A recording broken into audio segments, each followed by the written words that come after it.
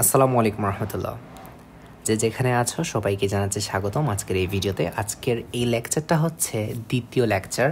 যদিও এই লেকচারটা সাধারণত প্রথম লেকচার হওয়ার কথা ছিল, কিন্তু এই অধ্যায় অর্থাৎ শোষণ ও শ্বাসক্রিয়া অধ্যায়ের র্যান্ডম একটা ভিডিও আমি আপলোড করেছিলাম, যেটা ছিল এই লেকচারের প্রথম ভিডিও, এই লেকচার সিরিজের প্রথম ভিডিও। তো যদিও এই লেকচারটা মানে আজকে যে লেকচারটা হবে সেটা হচ্ছে আমাদের মানুষের শোষণতন্ত্র নিয়ে, মানব শোষণতন্ত্র নিয়ে। মানে শোষণের জন্য মানে শোষণের যে অর্গানগুলো আছে, শোষণের অঙ্গ বলতে পারি, হ্যাঁ, শোষণের যে অর্গানগুলো আছে সেই শোষণের অঙ্গগুলো নিয়ে আজকের হচ্ছে লেকচারটা। এটা সাধারণত প্রথম লেকচার হওয়ার কথা ছিল, কিন্তু আমি যেমন আগে বলেছি এটা আমি একটা র্যান্ডম লেকচার তৈরি করেছিলাম আগে, এই জন্য হচ্ছে মূলত এই লেকচারটা এখন দ্বিতীয় লেকচার হিসেবে গণ্য হচ্ছে। তো আমাদের এই শোষণ অঙ্গগুলোর মধ্যে অনেকটা কী কী অঙ্গ আছে? আমাদের শোষণটা কী আসলে? শোষণের সংজ্ঞা যে জিনিসটা হচ্ছে সেটা হচ্ছে অক্সিজেন জারিত হবে, দেন অক্সিজেন অক্সিজেনের দ্বারা খাদ্যবস্তু জারিত হবে, খাদ্যবস্তু জারিত হয়ে বাই প্রোডাক্ট হিসেবে তৈরি হবে কার্বন ডাইঅক্সাইড, এবং সেই কার্বন ডাইঅক্সাইডটা বডি থেকে বেরিয়ে যাবে। তো শোষণ সাধারণত দুই প্রকার হয়ে থাকে, একটা হচ্ছে অন্তঃশোষণ, একটা হচ্ছে বহিঃশোষণ। অন্তঃশোষণ কী হয়? যেটা কোষের ভিতরে ওই যে জারণ বিক্রিয়াটা হয়, সেই জারণ বিক্রিয়াটাই হচ্ছে অন্তঃশোষণ। আর বহিঃশোষণ হচ্ছে এই যে আমাদের যে গ্যাসেস এক্সচেঞ্জ, যেটা নাসারন্ধ্র, মানে আমরা এই চ্যাপ্টার যে বিষয়গুলো পড়ি সেটাই হচ্ছে বহিঃশোষণ। তো আজকের এই মানব শোষণতন্ত্রের যে অংশটা আছে, এখানে আমরা এই শোষণ অঙ্গগুলোকে কয়েকটা সেগমেন্টে ভাগ করি। তো সেই সেগমেন্টগুলো এটা হচ্ছে 100% ইম্পর্টেন্ট, তোমাদের MCQ এর জন্য ভেরি ভেরি ইম্পর্টেন্ট। তো সেটা হচ্ছে প্রথম অংশ হচ্ছে বায়ু পরিবহন অঞ্চল। বায়ু পরিবহন অঞ্চল, তাইলে এটা হচ্ছে বায়ু পরিবহন অঞ্চল প্রথমটা। তো এখানে শুধু বায়ুর পরিবহন হবে, হ্যাঁ। আরেকটা হচ্ছে কি লিখলাম, এটা তো বায়ু পরিবহন হবে না, এটা তো বায়ু গ্রহণ হবে, প্রথমটা হবে বায়ু গ্রহণ অঞ্চল,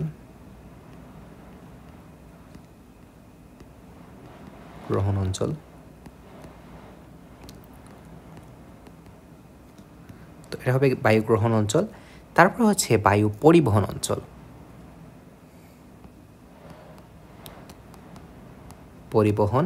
এবং ফাইনালি আমাদের এখানে আরেকটা জিনিস থাকবে, সেটা হচ্ছে শোষণ অঞ্চল বা আমাদের রেসপিরেটরি শোষণ অঞ্চল।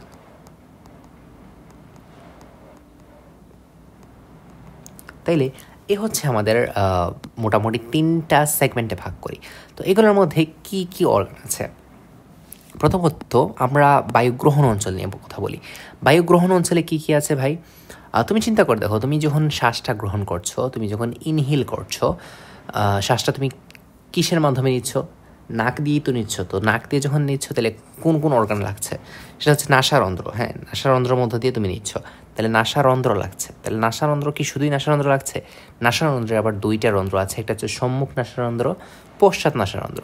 তাইলে তুমি যখন শ্বাসটা নিচ্ছ, তাহলে তোমার বোধ সম্মুখ পশ্চাৎ 2 নাসারন্ধ্রই ব্যবহার করছো। তাইলে তুমি বলবা যে নাসারন্ধ্র। এরা আমি পাশে দিয়ে দিলাম সম্মুখ, আবার আমাদের পশ্চাৎ নাসারন্ধ্রটাও ব্যবহার হচ্ছে। এবার সম্মুখ নাসারন্ধ্র আর পশ্চাৎ নাসারন্ধ্রের মাঝখানে যে অংশটা আছে, সেই অংশ কি কি আছে? সেই জায়গার মধ্যে আছে আমাদের হচ্ছে যে ভেস্টিবিউল।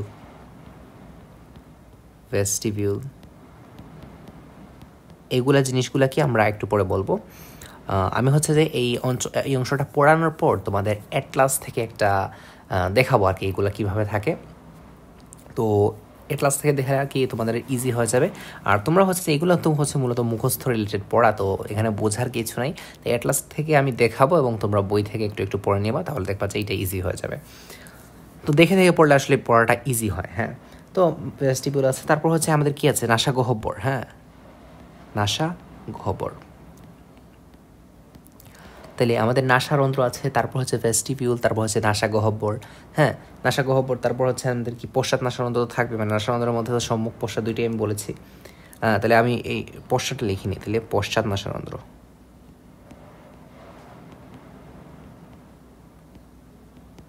এবং ফাইনালি আরও দুইটা জিনিস হচ্ছে আমাদের এখানের মধ্যে থাকে, সেটা হচ্ছে গলবিল আর ষড়যন্ত্র। গলবিল আর হচ্ছে আমাদের ষড়যন্ত্র।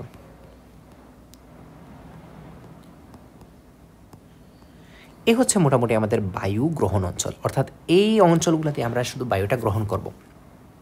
এখানে আমরা জাস্ট বায়ুটা গ্রহণ করাটাই থাকবে এখানের মধ্যে সীমাবদ্ধ, এখানে এর থেকে বেশি কিছু না। তারপরে হচ্ছে বায়ু পরিবহন অঞ্চল। তো পরিবহন অঞ্চলটা কি? পরিবহন অঞ্চলটা হচ্ছে আমাদের থাকে ট্রাকিয়া, ব্রঙ্কাই আর প্রান্তীয় ব্রঙ্কাই। তাহলে এখানে যেগুলো থাকে সেটা হচ্ছে ট্রাকিয়া,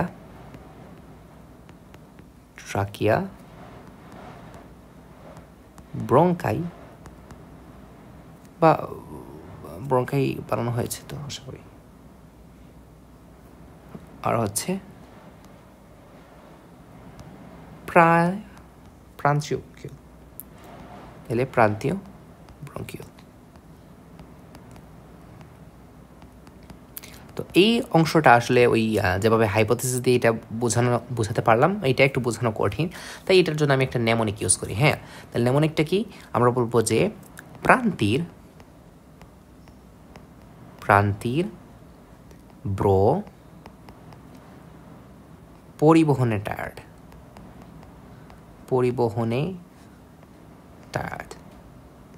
তাহলে প্রান্তির ব্রো পরিবহনে টায়ার্ড।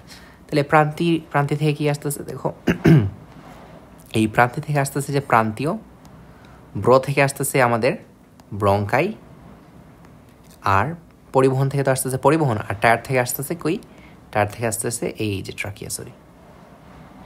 ট্রাকিয়া। তাহলে প্রান্তির ব্রো পরিবহনে টায়ার্ড, এইটা তোমরা মাথায় রাখতে পারো। এটা জাস্ট আমি বলার জন্য বললাম হচ্ছে নেমোনিক দিয়ে, কারণ আগেরটা তুমি যেভাবে খুব সুন্দর করে চিন্তা করলেই তুমি বের করতে পারবা যে বায়ুগ্রহণ এবং ত্যাগ অঞ্চল কী কী আছে সেটা তুমি চিন্তা করলে বের করতে পারবা। আবার পরিবহন অঞ্চলে এসে তুমি অনেকটা কনফিউশন হতে পারে যে আসলে কী হবে না হবে। তো এই জন্য আসলে এখানে নেমোনিকটা দিয়ে দিলাম আর কি, নেমোনিকটা দিলে তোমাদের ইজি হয়ে যাবে। তো এখন তুমি যখন বায়ুগ্রহণ অঞ্চল মনে রাখলা বা পরিবহন অঞ্চল মনে রাখলা, শোষণ অঞ্চলটা তোমার আর এক্সট্রা করে পড়ার দরকার নেই, বাকি সবগুলো হচ্ছে শোষণ অঞ্চল। তাহলে শোষণ অঞ্চলটা শুরু হয়, জাস্ট মনে রাখবা, সেটা হচ্ছে শোষণ ব্রঙ্কিউল দিয়ে। কী দিয়ে শুরু হয়? শোষণ ব্রঙ্কিউল দিয়ে। কি আমার বানানে খুবই ভুল হয়, তোমরা একটু ক্ষমা সুন্দর দৃষ্টিতে দেখবা। ব্রঙ্কিউল দিয়ে। তারপর হচ্ছে আমাদের অ্যালভিওলার নালী, দেন এট্রিয়াম, অ্যালভিওলার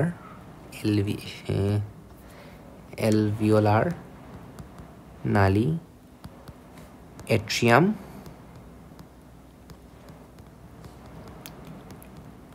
অ্যালভিওলার থলি বা অ্যালভিওলার স্যাক, অ্যালভিওলার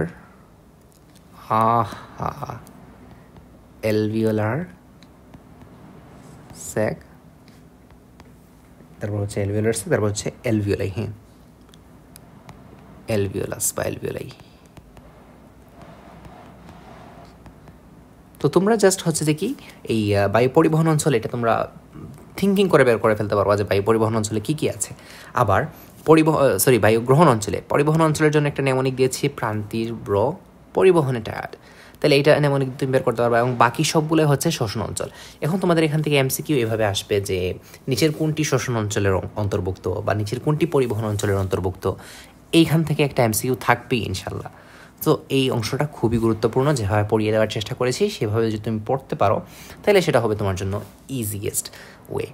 তো এখন দেখো, এখন আমরা প্রত্যেকটা বিষয় অর্থাৎ প্রত্যেকটা জিনিস আমরা ইন্ডিভিজুয়ালি পড়ার চেষ্টা করব, এবং এগুলো আমি হচ্ছে অ্যাটলাস থেকে দেখিয়ে পড়ানোর চেষ্টা করব। হ্যাঁ, অ্যাটলাস থেকে দেখানোর চেষ্টা করব বিষয়গুলো কেমনে আসলে আসতেছে। আর তোমরা হচ্ছে যে এই জিনিসগুলো জাস্ট আমার সাথে এখানে অ্যাটলাসে দেখবা, এবং দেন হচ্ছে তোমরা তোমাদের বইয়ে পড়ার মাধ্যমে তোমরা এটা আসলে বুঝে নিবা। মানে অ্যাটলাসে আসলে তুমি এইভাবে বুঝতে পারো, অ্যাটলাস দেখলে আসলে ইজি হয়ে যাবে। তো এই আসলে আমাদের অ্যাটলাসটা আমি অন করলাম। এটা খুব একটা দামি অ্যাটলাস না, এটা ফ্রি অ্যাটলাস, এবং এইটা হচ্ছে অবশ্য তোমাদের জন্য চলনসই, তোমাদের বোঝার জন্য এটা এনাফ। তো এটা হচ্ছে আমাদের ম্যান্ডিবল। হ্যাঁ, তো আমরা যে বললাম মাত্র একটা কথা, যে আমি যদি বলি এই যে এটা হচ্ছে নাসারন্ধ্র, হ্যাঁ, এইদিকে একটা নাক ছিল, নিশ্চয়ই এইদিকে একটা নাক ছিল, নাকের সামনে অংশ ছিল নাসারন্ধ্র। এখান থেকে আলাদাভাবে তেমন কিছু একটা সিগনিফিকেন্স নেই নাসারন্ধ্র থেকে যে আমাদের আলাদা করে জানতে হবে কিছু একটা। তো এখানে একটা ব্যবধায়ক থাকে, হ্যাঁ, নাসাল সেপ্টাম বলি আমরা, সেপ্টাম এখানে এই যে এটা হচ্ছে বোমার অস্থি, এইখানের সামনে দিয়েই একটা কি থাকে অংশ থাকে, সেটাই হচ্ছে আমাদের ওই ব্যবধায়কটা বা নাসাল সেপ্টাম যেটাকে আমরা বলি। তো তারপর হচ্ছে যে এটার কাজ কি, এটা জাস্ট ওই যে কন্ডাকশন বা আমাদের পরিবহনের বা গ্রহণে, পরিবহন অ্যাকচুয়ালি গ্রহণে সাহায্য করছে। তাইলে এইটুক গেল। তারপর হচ্ছে আমাদের বলছিলাম যে ভেস্টিবিউল, হ্যাঁ, তো ভেস্টিবিউল হচ্ছে এই নাকের ভিতরেই, এখানে হচ্ছে যে দেখা যাচ্ছে না, এখানে যদি একটা নাক থাকে, হ্যাঁ, এখানে যদি একটা নাক থাকতো তাহলে বিষয়টা যেভাবে দেখা যেত সেখানে হচ্ছে একটা নাকের মধ্যে একটা নরম জায়গা থাকতো, সেটাই হচ্ছে ভেস্টিবিউল। এখন হচ্ছে নাসা গহ্বর। এই নাসা গহ্বরটা ভেরি ভেরি ইম্পর্ট্যান্ট, এবং এই জিনিসটা থেকে আমি একটা কথা বলছি, তোমরা শুনো। আমি যদি লিখে দেই এটা, তাহলে এমসিকিউর মতো থাকলে আসলে ব্যাপারটা ইজি হয়ে যাবে। সেটা হচ্ছে আমাদের যে অলফ্যাক্টরি, হ্যাঁ, সেটা হচ্ছে অলফ্যাক্টরি নার্ভটা, ফ্যাক্টরি নার্ভ থাকে কই থাকে এটা তোমার জানতেই হবে, সেটা হচ্ছে নাসা গহ্বরে।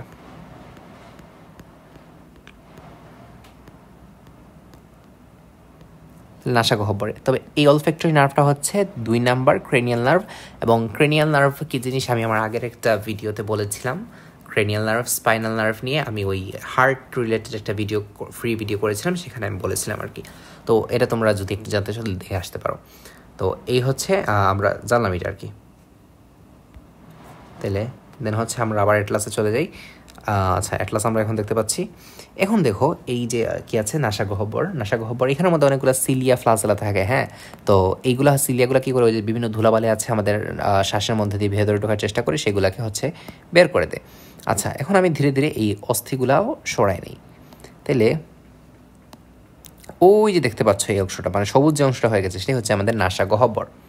এই যে নাসা গহ্বর, এই যে সবুজ হয়ে গেছে না, আমি এই বোনসটা সরাই দিই তাহলে একটু ইজি হবে। এই দেখো নাসা গহ্বর বুঝেই যাচ্ছে এখানে, এই যে সবুজ যে অংশটা হয়ে গেছে এটাই হচ্ছে নাসা গহ্বর। তাহলে এখানের মধ্যে একটা কি অস্থি আছে, এখানে একটা বোমার অস্থি আছে, হ্যাঁ, বোমার অস্থিটা নাসা গহ্বরের মাঝখানে থাকছে এবং এটা ব্যবধায়কের মতো থাকছে। এই বোমার অস্থির উপরে আসলে ওইখানে একটা পাতলা ভেস্টিবিউলের মতো কি থাকে, পর্দার মতো থাকে, হ্যাঁ। তো ওই জায়গাটার মধ্যে অনেকগুলো লুম থাকে, তারপর হচ্ছে সিলিয়া থাকে, হ্যাঁ, সিলিয়া অ্যাকচুয়ালি থাকে না, লুমই থাকে অ্যাকচুয়ালি। লুমগুলা ওই কিগুলারে বাইরে থেকে যে তুলাবালি আছে ওইগুলা বের করে আনতে সাহায্য করে। তাহলে এই দেখা যাচ্ছে আমাদের ন্যাশনাল ক্যাভিটি। তো ন্যাশনাল ক্যাভিটির পরে ওই যে ন্যাশনাল ক্যাভিটির বা নাসা গহ্বরের এই যে নিচের অংশ, এখানে আসছে আমাদের হচ্ছে পশ্চাৎ নাসা রন্ধ্র যেটা আছে, সেই পশ্চাৎ নাসা রন্ধ্র এখানে আছে। আচ্ছা, এখন আসি এরপরের অংশটা কি। এরপরের অংশটা হচ্ছে ফেরিংস বা ন্যাজোফেরিংস, অথবা যেটাকে আমরা নাসা গলবিল বলছি, হ্যাঁ। তো এখান থেকেও আহামরি কোনো একটা কথা জানার নেই, এই যে মাত্র যেটাকে আমি মার্ক করলাম সেটাই হচ্ছে নাসা গলবিল বলছি, বা হ্যাঁ নাসা গলবিলই আসলে, নাসা ফেরিংস আর কি, নাসা গলবিল।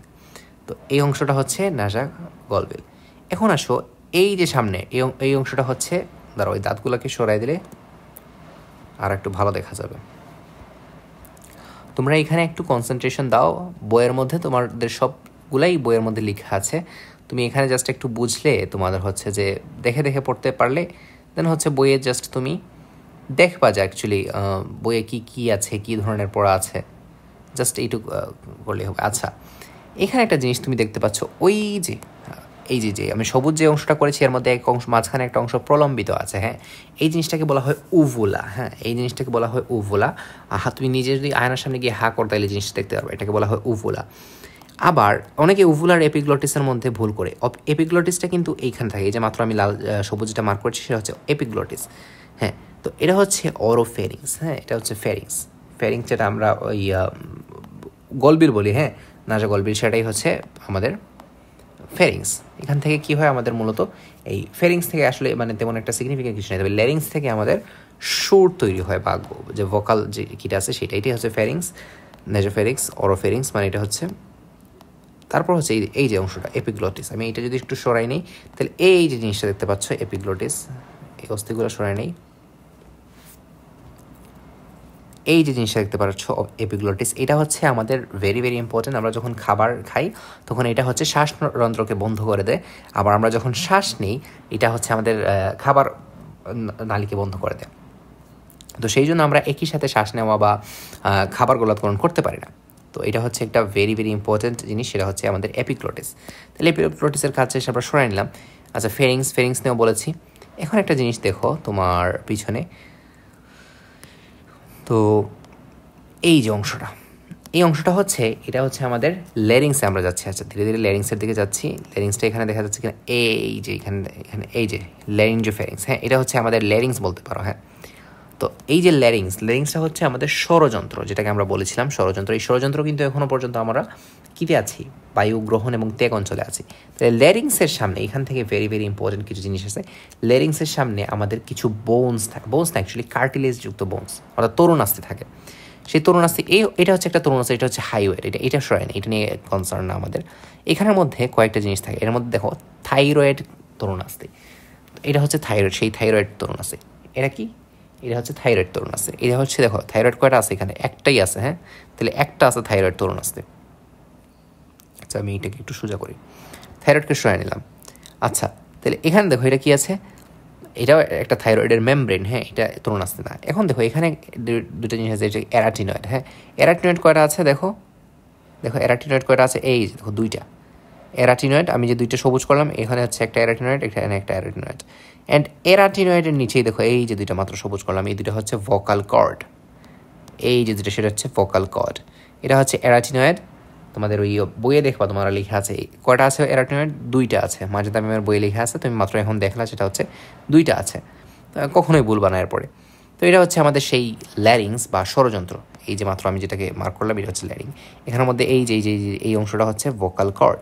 এখান থেকেই হচ্ছে আমাদের শব্দ তৈরি হয়, গলার যে শব্দটা, সেই শব্দটাই সেখান থেকে তৈরি হচ্ছে।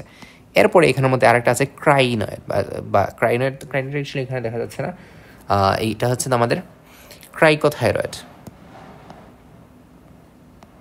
দেন এটা হচ্ছে ক্রাইকয়েড, এইটাও একটা তরুণাস্থি। এখানে কয়টা আছে, একটা তরুণাস্থি আছে। হ্যাঁ, ক্রাইকয়েডও একটা আছে। দেন এটা হচ্ছে ইসোফেগাস নিয়ে আমাদের এখানে একটা ভাইটাল অর্গান থাকে। সেই ভাইটাল অর্গানটা কি, এই ভাইটাল অর্গানটা হচ্ছে থাইরয়েড গ্ল্যান্ড। থাইরয়েড গ্ল্যান্ড নিয়ে আমি জাস্ট দুটো কথা বলবো। থাইরয়েড গ্ল্যান্ডের মধ্যে দুইটা লুপ থাকে, আর মাঝখানে একটা ইস্থমাস দিয়ে এরা জয়েন্ট থাকে। থাইরয়েড নিয়ে আমরা কি বলবো, থাইরয়েডের মধ্যে দুইটা ডিজিজ হতে পারে, একটা হচ্ছে হাইপার থাইরয়েডিজম, হাইপোথাইরয়েডিজম। তো এই থাইরয়েড হরমোনগুলোর মধ্যে দুই ধরনের হরমোন আছে, একটা হচ্ছে ট্রাইআয়োডোথাইরানিন বা T3 হরমোন, আর একটা হচ্ছে থাইরক্সিন T4 হরমোন। তো থাইরয়েডকে স্টিমুলেট করে একটা হরমোন, যেটার নাম হচ্ছে TSH বা থাইরয়েড স্টিমুলাইজিং হরমোন, যেটা আমাদের পিটুইটারি গ্ল্যান্ড থেকে আসলে রিলিজ হয় এবং ওই হাইপোথ্যালামাস থেকে অ্যাকচুয়ালি সিক্রেট হয়, যদি আমি ভুল না করি। তো এবং এটা হচ্ছে যদি কারো মানে যদি TSH লেভেলগুলো একটু বেড়ে যায় এবং কমে যায়, সেক্ষেত্রে আমরা হাইপোথাইরয়েডিজম বলতে পারি। এবং সেক্ষেত্রে আরও দুইটা জিনিস, সেটা হচ্ছে আমাদের ফ্রি T3 T4 বেড়ে যায়। তো এটা নিয়ে এখন আমাদের কনসার্ন না, আমরা হরমোন চ্যাপ্টারে হয়তো পড়বো।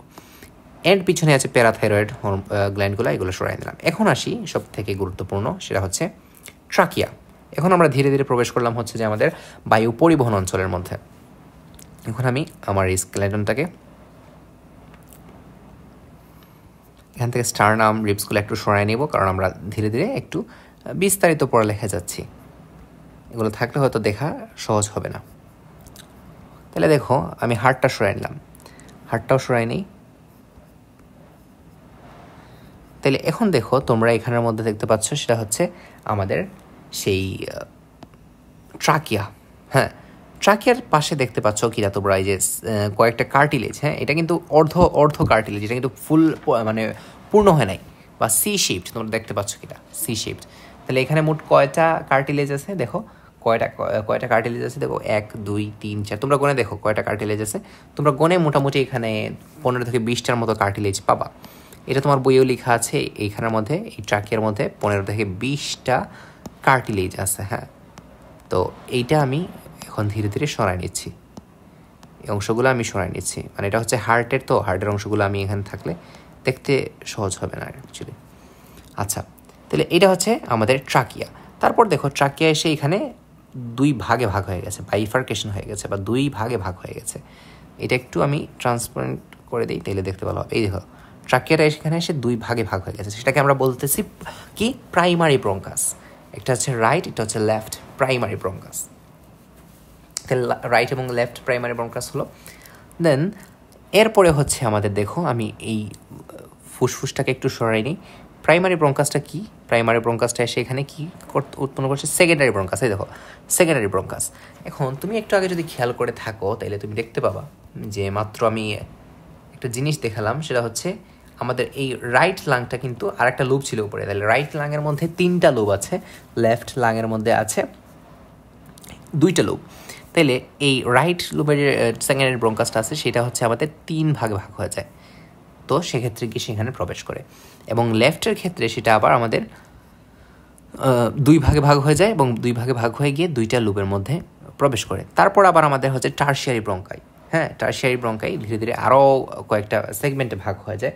সেক্ষেত্রে আমরা দেখি রাইট লাংয়ের মধ্যে আমাদের সেই যে কীগুলো আছে, সে টারশিয়ারি যেটা আছে, টারশিয়ারি গিয়ে সেখানে আমাদের 10টা টারশিয়ারি ফর্ম করে, এবং লেফটের ক্ষেত্রে সেটা 8টা টারশিয়ারি ফর্ম করে গিয়ে প্রবেশ করে। অ্যান্ড দেন হচ্ছে লাং, আমাদের সব থেকে ভাইটাল যে অর্গানটা সেটা হচ্ছে লাং। এবং তারপর হচ্ছে এখানে ওই সব থেকে ক্ষুদ্রতম একক যেটা আছে, যেটা পরে বললাম আমরা, ধীরে ধীরে এই টারশিয়ারি ব্রঙ্কাই থেকে কি উৎপন্ন হয়, তারপরে উৎপন্ন হয় আমাদের অ্যালভিওলার নালী, দেন হচ্ছে অ্যাট্রিয়াম, তারপর অ্যালভিওলার থলি, এবং শেষ অ্যালভিওলার থলি বা অ্যালভিওলার স্যাক, এবং পরিশেষে অ্যালভিওলাস। দেন আমাদের এই মোটামুটি শেষ। এখন আসো আমরা মূলত হচ্ছে এখানে আমরা হচ্ছে লাংয়ের একটু গঠনটা দেখবো। লাংয়ের একটু গঠনটা দেখে আজকে মোটামুটি আমাদের ক্লাসটা শেষ করব। তো এই অংশটা অ্যাকচুয়ালি তোমরা পড়বা, অ্যাকচুয়ালি বই থেকেই পড়বা। আমি জাস্ট দেখিয়ে দিচ্ছি এই জন্য যাতে তোমাদের দেখলে বিষয়গুলো একটু ইজি হয়ে যায়। বইয়ের মধ্যে তোমরা মুখস্থ করার মতো অনেক জিনিস পাবা, কিন্তু এইভাবে দেখে দেখে পড়া একটা আলাদাই, মানে একটা আলাদা কি আছে, বেনিফিট আছে এভাবে দেখে পড়ার। তাইলে দেখো এখন কাহিনী, এ হচ্ছে লাং, রাইট লাং, এটা হচ্ছে রাইট লাং। রাইট লাংয়ের মধ্যে কয়টা লোব? 3টা লোব। এই যে 3টা লোব। তাহলে লেফট লাংয়ের মধ্যে কয়টা আছে? লেফট লাংয়ের মধ্যে আছে 2টা লোব। এবং লেফট লাংয়ে একটা স্পেশাল জিনিস আছে, সেটা হচ্ছে কার্ডিয়াক নচ, অর্থাৎ হৃৎপিণ্ড থাকার জন্য একটা নচ আছে, সেটা হচ্ছে কার্ডিয়াক নচ। লাংয়ের মধ্যে যে আমাদের লাং যেটা আছে, সেই লাংটা হচ্ছে আমাদের কি, লাংটা একটা পর্দা দিয়ে আবৃত থাকে, সেই পর্দার নাম হচ্ছে প্লিউরা। তো সেই প্লিউরাটা দিয়ে লাংটা আবৃত থাকে। সেই প্লিউরার মধ্যে একটা ফ্লুইড থাকে, সেই ফ্লুইডটার নাম হচ্ছে সেরাস ফ্লুইড অথবা প্লিউরাল ফ্লুইড। তাহলে সেই ফ্লুইডটা 10 মিলিলিটারের মতো থাকে, অ্যাকচুয়ালি 10 মিলিলিটারের মতো থাকে। তো সেই ফ্লুইডটার নাম হচ্ছে সেরাস ফ্লুইড অথবা প্লিউরাল ফ্লুইড। তো প্লুরার মধ্যে আবার 2টা পর্দা আছে, সেটা হচ্ছে parietal pleura, visceral pleura. Parietal pleura, visceral pleura, 2 ধরনের কি আছে, 2টা লেয়ার আছে। তো প্লুরার সিগনিফিকেন্সটা কি? আমরা অনেক পেশেন্টকে আমরা শুনি, আমরা এটা বলতে শুনি যে ফুসফুসে পানি হয়েছে। সেই পানি হয়েছে আমরা অনেকেই হয়তো শুনেছি, সেই পানিটা কিন্তু ফুসফুসে হয় না, সেই পানিটা হয় অ্যাকচুয়ালি প্লুরার মধ্যে।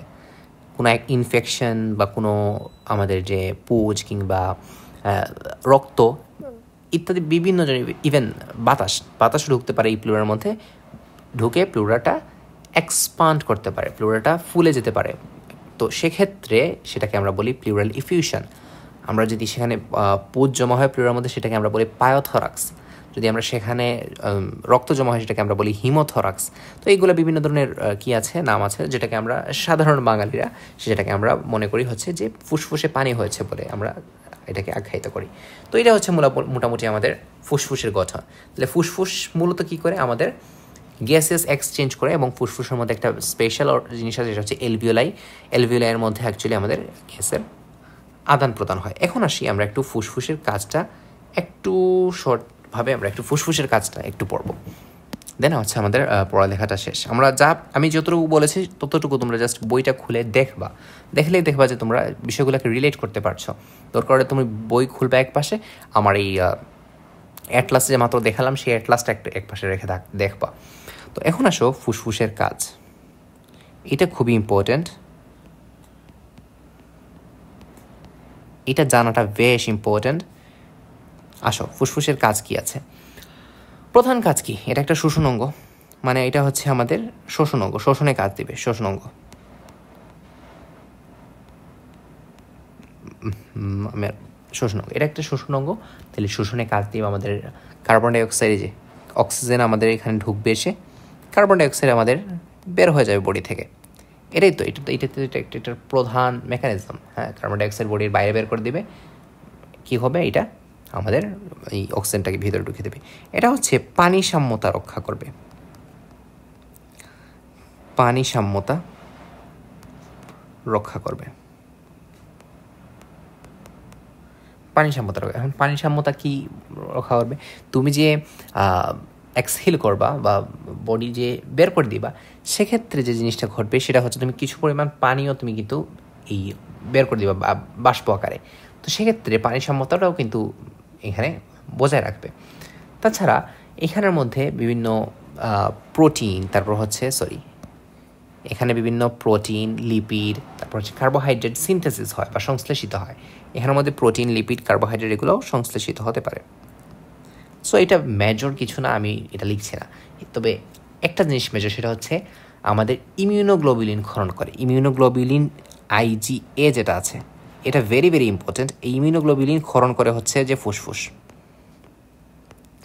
এইটা 100% ইম্পর্টেন্ট তোমাদের জন্য। MCQতে আসবে যে ইমিউনোগ্লোবুলিন A কি ক্ষরণ করে, বা ইমিউনোগ্লোবুলিন A কই থেকে ক্ষরিত হয়। তাছাড়া এটা হচ্ছে আমাদের আরও কিছু গুরুত্বপূর্ণ কাজ করে, যেগুলো হচ্ছে ব্লাড প্রেশার রেগুলেশনে খুব ভূমিকা পালন করে। সেটা হচ্ছে আমাদের সেরোটোনিন, হ্যাঁ সেরোটোনিন, তারপর হিস্টামিন, সেরোটোনিন তারপর হচ্ছে হিস্টামিন নিঃসরণ করে।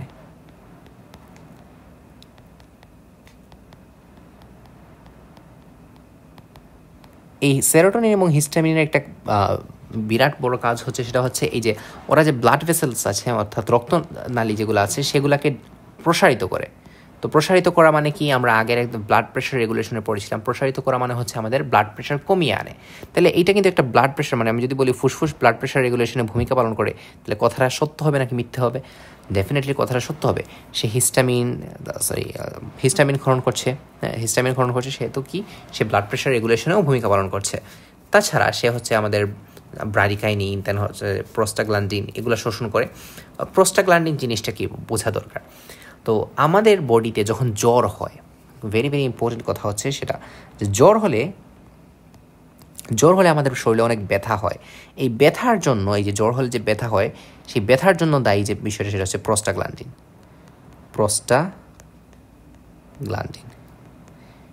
ব্যথা হয়, যে জ্বর হয়, ব্যথা হয়, এই ব্যথার জন্য, জ্বর হওয়ার জন্য দায়ী হচ্ছে প্রোস্টাগ্ল্যান্ডিন।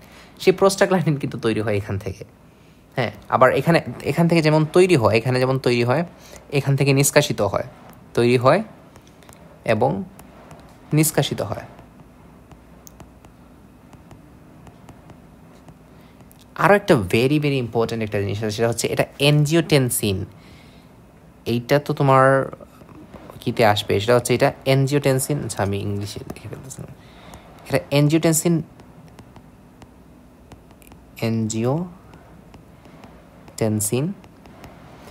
1কে এনজিওটেনসিন 2তে কনভার্ট করে, রূপান্তর করে। এনজিওটেনসিন 2তে কনভার্ট করলে কী লাভ, মানে কী হয় আমাদের, যখন আমি জাস্ট একটু শর্টে বলি, আমাদের যখন ব্লাড প্রেশার দেখা যাচ্ছে যে কি কমে যাচ্ছে, ব্লাড প্রেশার যখন কমে যায়, তখন হচ্ছে যে কি আমাদের কিডনির মধ্যে একটা সেল আছে যেটাকে বলা হয় জাক্সটাগ্লোমেরুলার কমপ্লেক্স। এগুলো হয়তো তোমাদের এত কিছু লাগবে না, তোমরা জাস্ট শুনে রাখো যার আগ্রহ আছে। তো জাক্সটাগ্লোমেরুলার কমপ্লেক্স থেকে আমাদের প্রোরেনিনটা নিঃসৃত হয়। সেই প্রোরেনিনটা আমাদের ব্লাড প্লাজমাতে আসে। প্লাজমাতে থাকা একটা গ্লোবিন, যেটার নাম হচ্ছে এনজিওটেনসিনোজেন। সেই এনজিওটেনসিনোজেন একটা গ্লোবিন প্রোটিন, সেই গ্লোবিন প্রোটিনকে সে এনজিওটেনসিন 1-এ কনভার্ট করে। সো সেই এনজিওটেনসিন 1-এ কনভার্ট করার পর, সেই এনজিওটেনসিনটা আরও কয়েক সেকেন্ডের ভিতরে লাংয়ের মধ্যে গিয়ে এনজিওটেনসিন 2-তে রূপান্তরিত হয়। সেখানে একটা এনজাইম কাজ করে, সেটা হচ্ছে এনজিওটেনসিন কনভার্টিং এনজাইম। তো এই এনজিওটেনসিন কনভার্টিং এনজাইমের সাহায্যে এনজিওটেনসিন 2-তে কনভার্ট হয়, এবং এই এনজিওটেনসিন 2টা আমাদের ব্লাড প্রেশারের কী করে, এই যে ব্লাডের যে ভেসেলগুলো আছে, সেই ভেসেলগুলোকে কনস্ট্রিক্ট করে বা সংকুচিত করে প্লাস হার্ট রেট বাড়িয়ে দেয়। তখন কি হয়, আমাদের ব্লাড প্রেশার বেড়ে যায়। তাহলে এইটার মানে লাংয়ের একটা গুরুত্বপূর্ণ কাজ হচ্ছে, সেটা ব্লাড প্রেশার রেগুলেশন করে। তাহলে ব্লাড প্রেশার রেগুলেশনে পরোক্ষভাবে কাজ করে।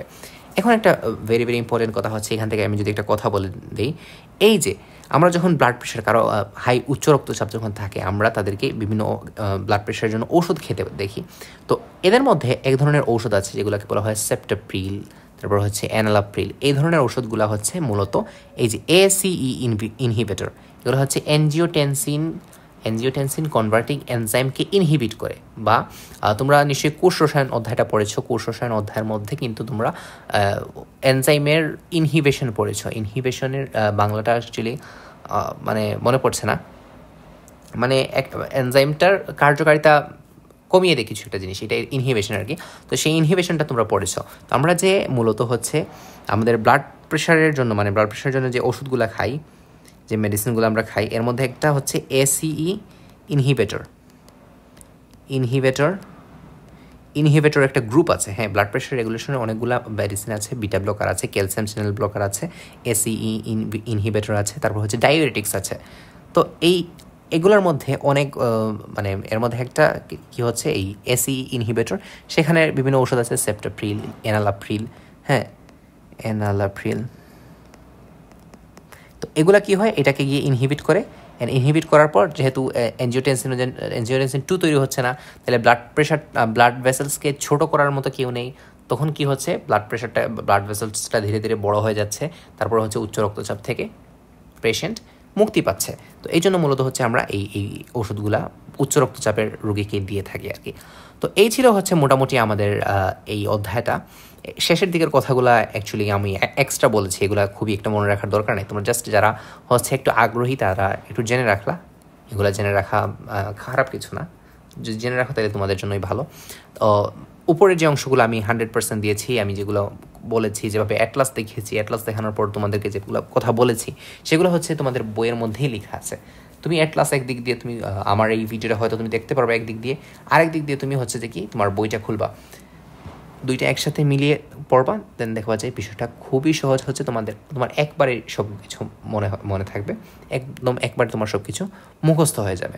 অ্যান্ড দেন নেক্সট ক্লাসে ইনশাল্লাহ আমরা এলভিওলাসের গঠন নিয়ে কথা বলবো, এবং আমাদের আর কিছু টপিক বাকি আছে এই অধ্যায়ের, সেই অধ্যায়ের টপিকগুলো শেষ করে ইনশাল্লাহ আমরা ফাইনালি এই চ্যাপ্টারটাও কভার করার চেষ্টা করবো ইনশাল্লাহ। তো সেই পর্যন্ত সবাই ভালো থেকো, আমার জন্য দোয়া করো, আর তোমাদের সুস্থতা কামনা করছি। ধন্যবাদ সবাইকে। আসসালামু আলাইকুম।